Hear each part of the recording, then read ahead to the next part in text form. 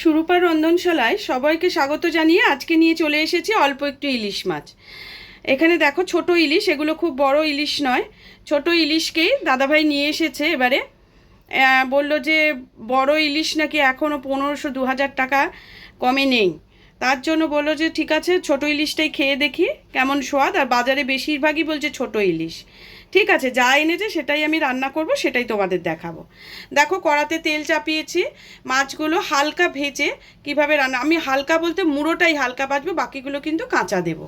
কেমন, মুড়োটা হালকা করে ভেজে নেব, কারণ মুড়োটা কাঁচা তো দেওয়া যাবে না, 2-3টে মুড়ো আছে। তাহলে তোমরা দেখতে থাকো।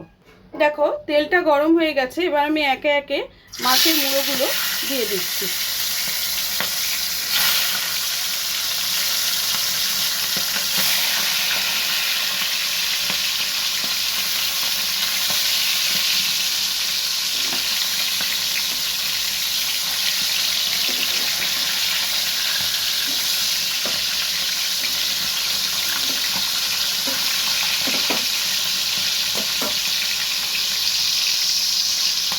মুড়োটা একটু ভাজা হোক, সরি। দেখো মুড়োগুলো মোটামুটি ভাজা হয়ে গেছে, মানে যতটা আমি ভাজা করব বলেছি ততটাই করে ফেলেছি। চেষ্টা করছি একটু মুড়োগুলোকে দাঁড় করাবার, বুঝেছো, নিচেটা একটু এক হাতে ভিডিও করছি তো ওই জন্য আমার অসুবিধে হচ্ছে, তো আমার স্ট্যান্ডটা ভেঙে গেছে, এই জন্য প্রবলেম হচ্ছে। একা একা করতে গেলে একটু তো সমস্যা হবে, তোমরা একটু মানিয়ে নিও।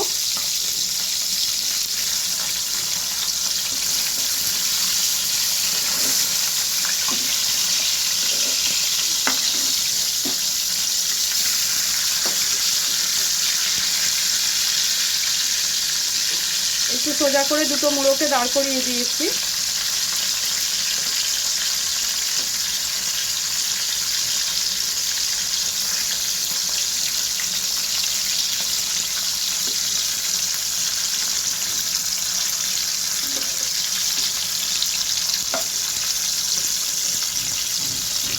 এটাকেও মোটামুটি একটু ক্যাচে করে দাঁড় করিয়ে দিয়েছি, নিচেগুলো একটু ভাজা হলে ওগুলোকে তুলে ফেলতে হবে।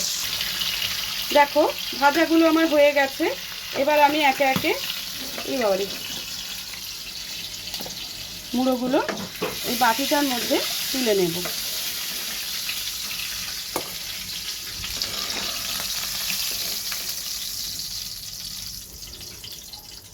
দেখো বাকি মাছগুলো কিন্তু রয়েছে।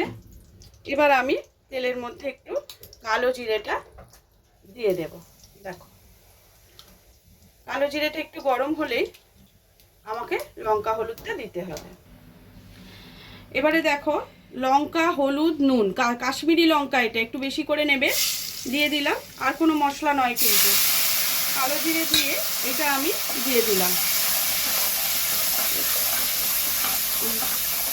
খুব কষা মানে কষবে না, যেন পুড়ে না যায়, এটা তো লঙ্কা আর হলুদ, খুব যেন পুড়ে না যায়। কিন্তু এই ঝোলটা কিন্তু খেতে খুব ভালো হয়। ভালো করে মিশিয়ে নিয়ে তুমি যতটা ঝোল রাখবে সেই পরিমাণ নর্মাল জল এতে ইউজ করবে। দেখো কষা হয়ে গেছে, তেল ছেড়ে দিয়েছে অলরেডি, সরি। দেখো এবার আমি জলটা দিয়ে দিলাম, আর একটু জল দেবো গো, কাঁচা সেহেতু আমাকে আর একটু জল দিতে হবে। এইবারে ঝোলটা একটু ফুটে উঠলে মাছগুলো আমি দিয়ে দেবো। অবশ্য তোমরা আগেও দিতে পারো, কারণ তো মাছটা তো ভাজা নয়, মাছটা ফুটে ওঠা অবধি অপেক্ষা করার দরকার নেই, তোমরা দিয়ে দাও। মাছগুলো ওর সাথেই ফুটুক, কারণ যেহেতু কাঁচা মাছ সেহেতু ফুটে সেদ্ধ হবে। বাবারে লঙ্কার ঝাঁজ,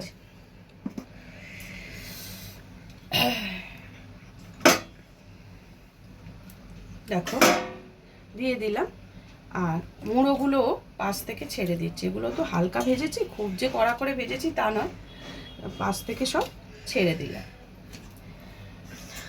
সবই হতে থাক, একটু পরে ঝোলটা হয়ে গেলে এসে নামিয়ে ফেলবো। নুনটা অবশ্যই চেক করে নেবে। দেখো বন্ধুরা, ফিরে এলাম। মাছটা এতক্ষণে হয়ে গেছে। এবার আমি মাছটাকে নামিয়ে ফেলবো। নামিয়ে ফেলে তোমাদের দেখাবো। কিছুই কিন্তু মশলা দিইনি, কাশ্মীরি লঙ্কা, হলুদ আর নুন দিয়ে কালো জিরে ফোড়ন দিয়ে হালকা পাতলা ইলিশ মাছের ঝোল। তাহলে এটা সার্ভ করে তোমাদের দেখাচ্ছি। দেখো, হয়ে গেল আমার হালকা পাতলা ইলিশ মাছের ঝোল। তাহলে আজকের মতো ভিডিওটা এখানে শেষ করছি। আবার অন্য কোনো দিন অন্য কোনো ভিডিও নিয়ে চলে আসবো।